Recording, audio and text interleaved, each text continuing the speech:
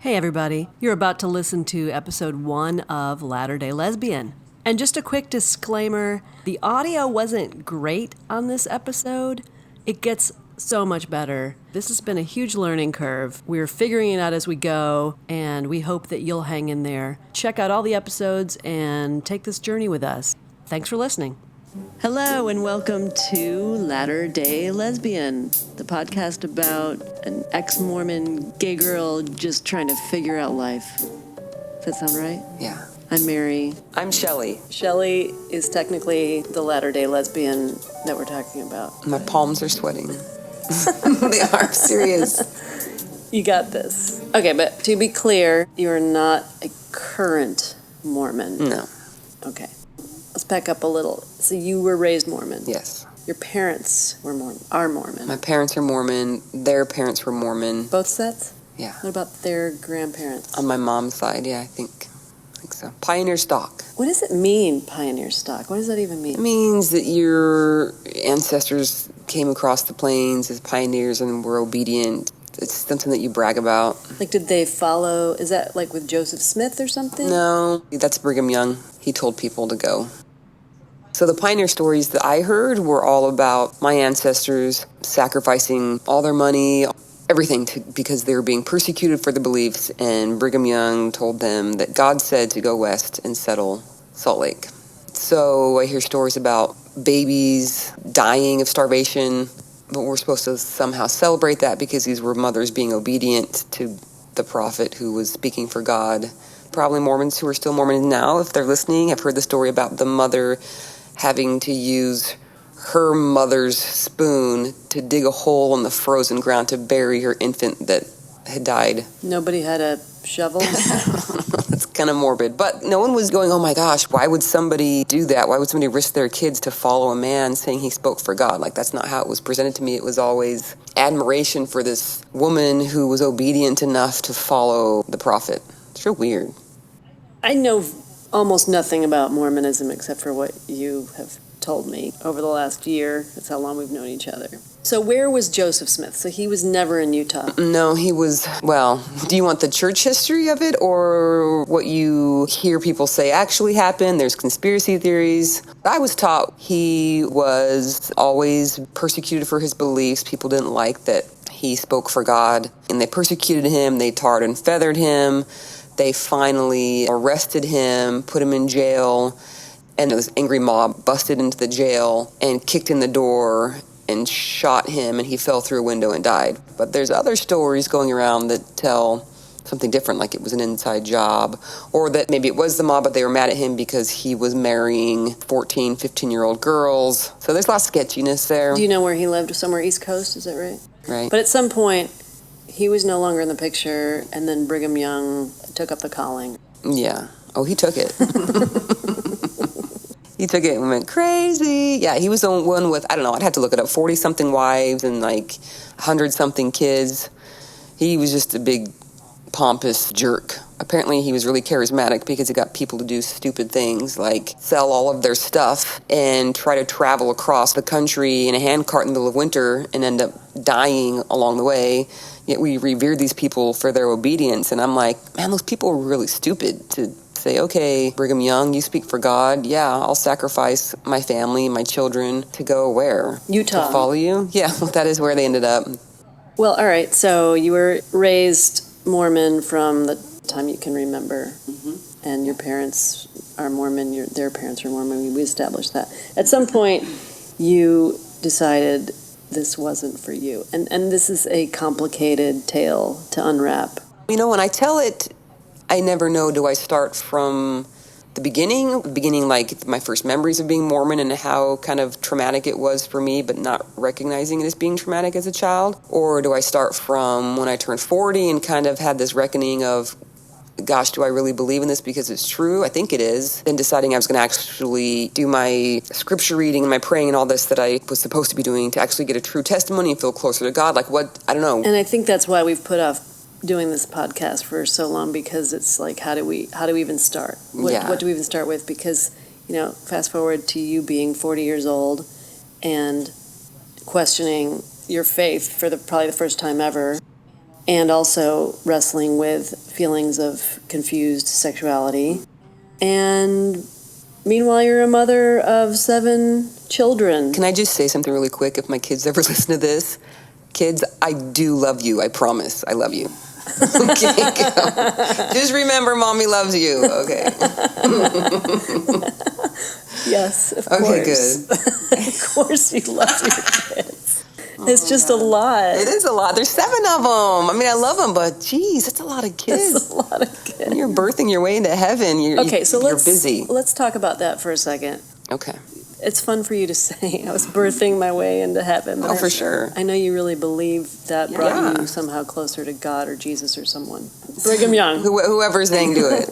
Yeah, I don't know. A lot of Mormons would argue and say, well, no, I was never told how many kids to have. And I was never told how many to have either, but there was this pressure.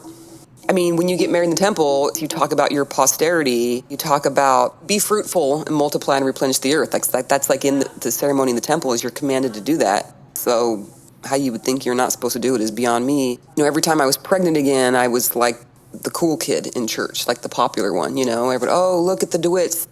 They're having another righteous kid. It's like you're birthing this Mormon righteous army. It sounds so weird, but I actually took pride in that. It was part of who I was like I was having all of these kids and raising them in the church. That was who I was. That was everything that people liked me for, You sound like an insane person right now. I know. Yep.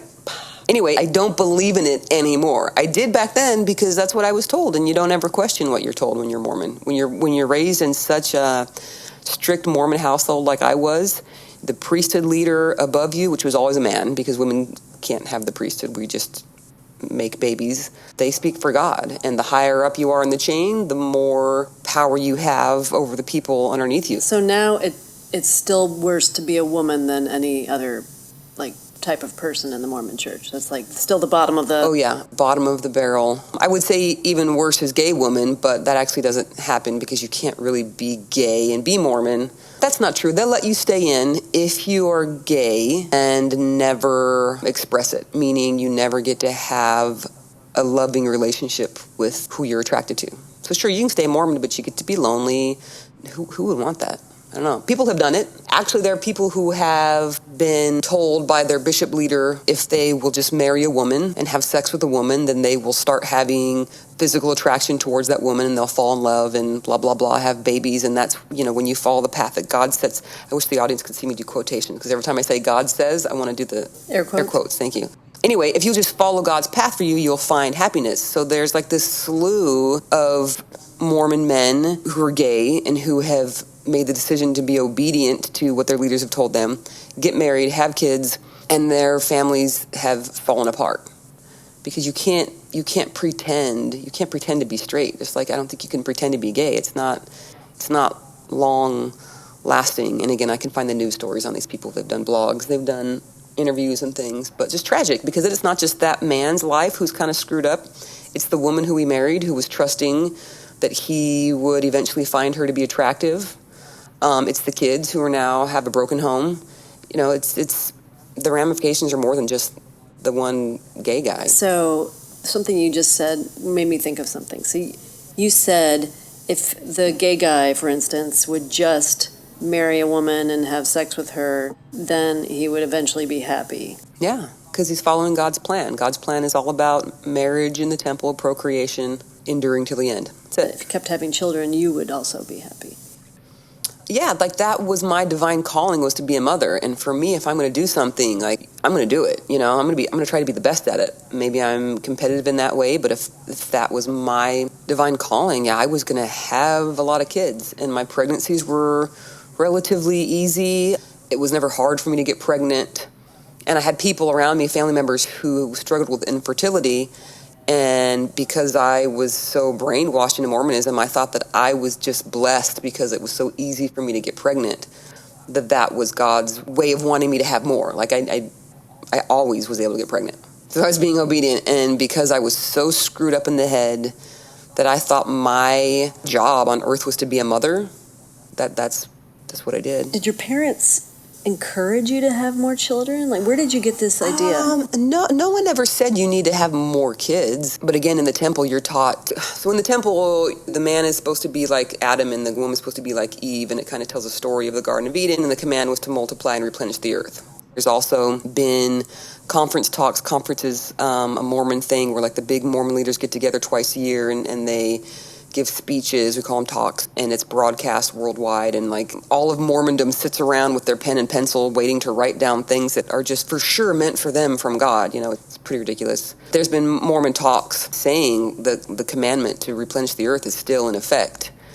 And for some reason I heard that and was like, oh, yeah, it is. And I had pride in that too. Like I was very proud that I was able to have a lot of kids when people around me couldn't or didn't want to. I thought they were being less obedient. Which sucks. It sucks to say that out loud, but I was pretty prideful. I was looking down my nose at other Mormons who weren't as Mormon as I was. Sucks to admit. So they were not maybe able to have kids, and so you were more Mormon or a better Mormon somehow? For me, it was like I was being blessed because I was able to have more kids. People who were choosing to not have more kids, I had a problem with them.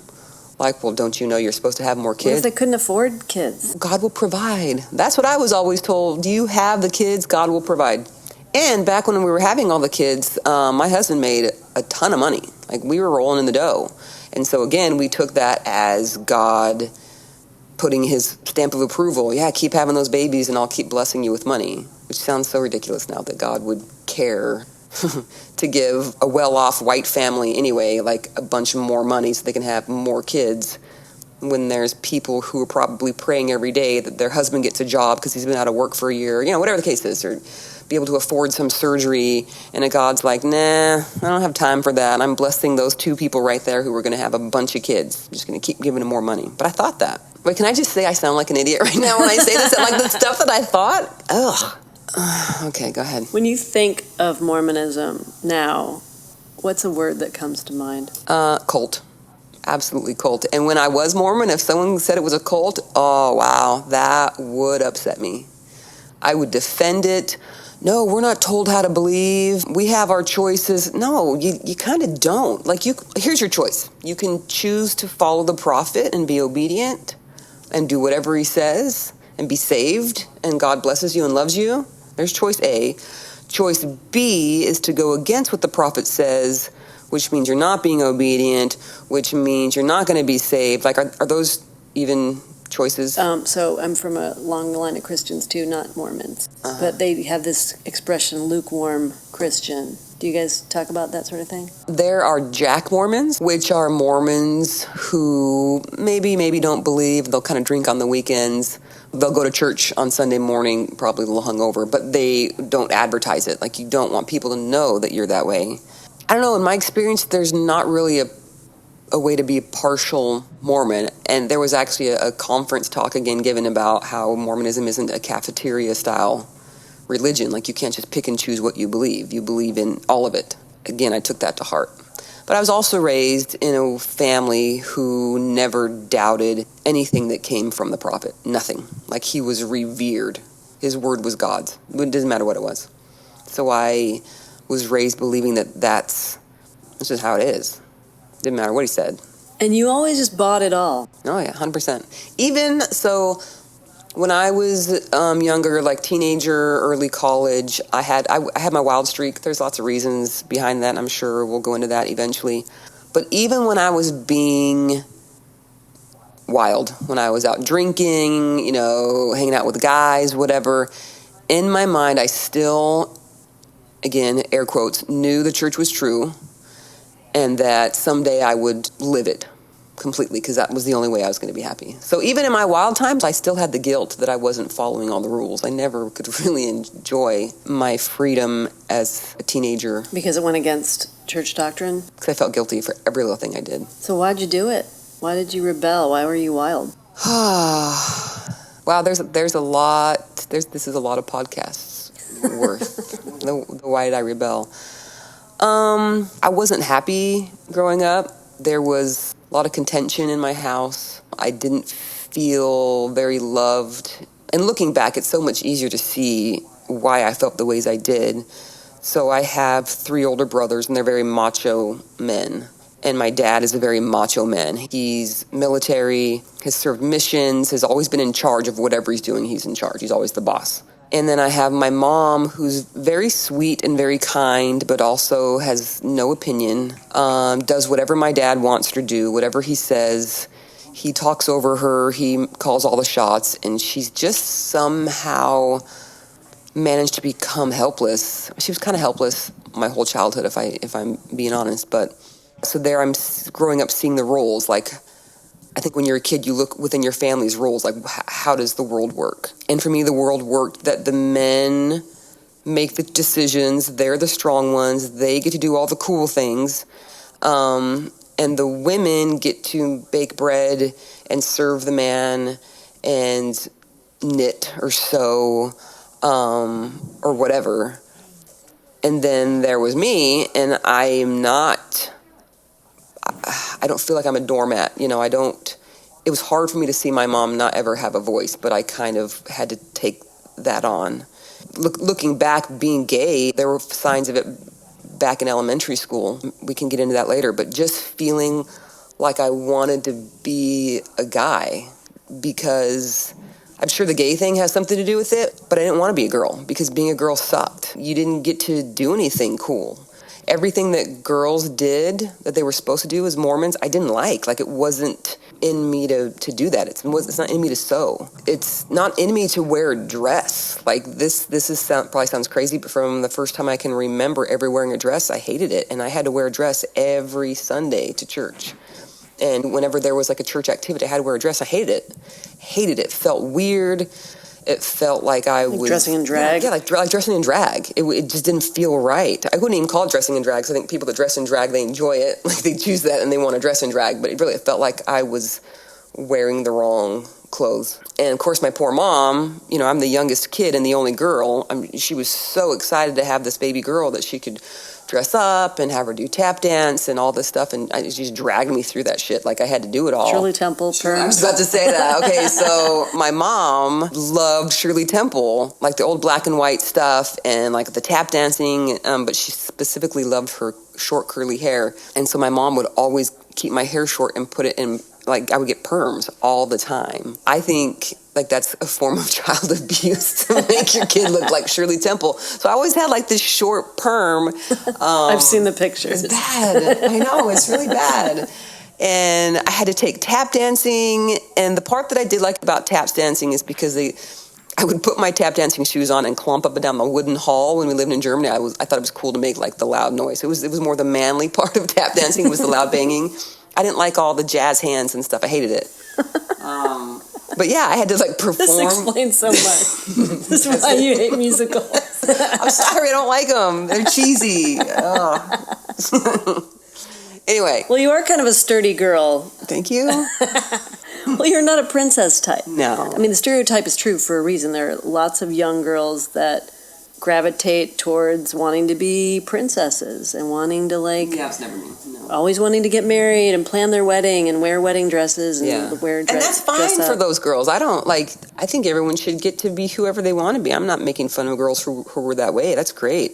This wasn't me. No, it's not. But I had to, like, it was expected of me, and I had to try to keep up with it, but it always felt wrong. My mom even tells stories, and I vaguely remember going to church, and I was really young, probably my youngest daughter's age, so 5. And my dad was always traveling, like, with important church stuff, and my mom would lead the music in church, and she'd be up there leading the music, and I'd be sitting on the row with my brothers, and I would just start taking my clothes off because I didn't want to wear the dress. And my mom says she would sit there and she'd start leading the music, and then she would lead the music faster and faster and faster to try to get through the song quicker, because by the time they were done with, all 6 verses of God Praise the Man or whatever, I would just be in my underwear, sitting sitting on the pew in my underwear with my dress like folded, my pantyhose. Like, who even wears pantyhose? I hated them. She's a tidy exhibitionist. For sure. A nice, neat pile next to me, and my shoes right there, and just sitting there in my underwear. So, wait a minute. God Praise the Man? No, I just combined like 4 different hymn names. Like, I'm sorry. Mormons, if you're listening, I know, that's not a song. I know. Praise to the Man. There, that's a name. That's a real song? Yeah, it's Praise to the Man, talking about Joseph Smith. Wow. Praise to the man who communed with Jehovah. All you Mormons are singing along. It's in your head now. I know. It's bad. That's the worst. Yeah. That's idolatry. You think? I should read you the lyrics. One of these podcasts, we're just going to open up a Mormon hymnal, and I'm going to read you lyrics. That was actually one of my big moments of realizing, yes, I'm ready to leave the church. Was I hadn't gone for, a month or two maybe. And then I went back because I think one of my friends' kid was speaking or something, I don't remember. And then we were singing from the hymnal, and instead of just like singing the songs and not paying attention to the lyrics, which is what I would normally do, I actually paid attention to the lyrics. And I was just kind of disgusted at how prideful they were and how it's like, basically like, we're the best, we're God's army. I just didn't like it. I didn't like it at all. Because at that time, I was kind of crossing over into a mainstream Christian church, kind of feeling that out to see what other people did for church that weren't Mormon. And this church, they did the really cool Christian worship songs. That was called? Yeah, praise and worship songs. Yeah, okay. But the lyrics to me were beautiful in those. They were all Jesus-y and all like being forgiven and being loved and helping others. I loved actually going to that church and singing those songs. But then going back to that Mormon church for the one more time and saying those songs, I had to actually stop singing. I just kind of closed the book and put it down. I couldn't do it. It felt wrong. Yeah. So just to kind of wrap up, this is Latter-day Lesbian, you, Shelley, who decided at 40 that you were no longer a Mormon and you were becoming a lesbian. Do you become one or you are one and then you realize it? I think that's what it is. Okay. I think that's what happened. Also, mother of 7. Yep, there's the 7 kids, divorcing. Yeah. Yeah, starting over. So there's a lot to talk about. So I guess that's our first podcast that we're getting under our belts right now. We just kind of dove in. Why do you want to do this podcast, by the way? Pretty much because everyone's doing it. No, I'm kidding. That's a good reason. No, here's why. So when I left the church and met people who were not Mormon and had never been Mormon, they would always be so shocked at things I would say about how I used to believe and how things went down. Like every time, shocked. Not just passively like, oh yeah, well I was Catholic so I get it. No, it was like shock. And I just started realizing how crazy it is. And people would tell me, are you serious? That happened? That's crazy. And I'm just going, well, yeah, that's how it was. And then as my life progressed from leaving Mormonism to then coming to terms with my sexuality, of course, that's a story because for me, it's therapeutic to talk about it. It helps me understand myself better. And I hope there's people who listen that might be in a similar situation or just not similar situation at all and just maybe find the strength to stand up for themselves or to go after what makes them happy. And I feel like I have a story to tell. Like I could just start the podcast right now and not even go back anytime. And there's just so much going on with who I am now, with leaving the church, with dealing with my family who's not happy about it, dealing with the 7 kids and the ex, and he's got a new girlfriend and my girlfriend, and we live together and I've got to find a job. And it's life, it's life. And I want to talk about it. I like it. Okay, well, let's make a podcast. Good idea. Thanks. So more to come. Until next time. Talk to you later.